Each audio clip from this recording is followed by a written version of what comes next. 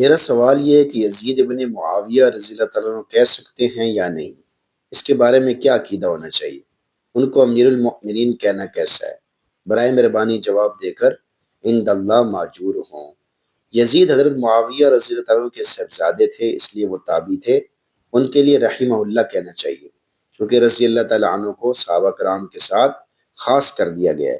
حضرت امیر معاویہ کے بعد بے شک وہ امیر المؤمنین بنائے گئے تھے۔ ان کے ہاتھ پر بیعت عامہ ہوئی، یعنی عام طور پہ اکثر لوگوں نے بیعت کی۔ صحابہ تابعین نے ان کے ہاتھ پر بیعت کی تھی۔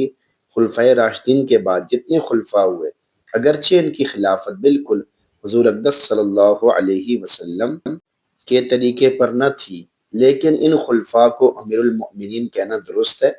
ملا علی قاری رحمۃ اللہ علیہ نے مرکات میں وَلَا بَأْسَ أَن يُسَمَّ الْقَائِمُ بِأُمُورِ الْمُسْلِمِينَ أَمِيرَ الْمُؤْمِنِينَ، یزید کے بارے میں شیعوں نے یعنی اہل تشیع نے فاسق و فاجر ہونے کا عقیدہ پھیلایا ہے، لیکن صحیح روایات سے ان کا فسق و فجور ثابت نہیں ہوتا، بلکہ بخاری شریف کی ایک روایت میں آیا ہے کہ جو لوگ قسطنطنیہ کی جنگ میں شریک ہوں گے وہ جنتی ہیں، اور بلا شبہ یزید بھی اس جنگ میں شریک ہوئے تھے، بلکہ فوج کے ایک حصے کے امیر تھے۔ امام بخاری رحمۃ اللہ علیہ نے اس کی صراحت کی ہے۔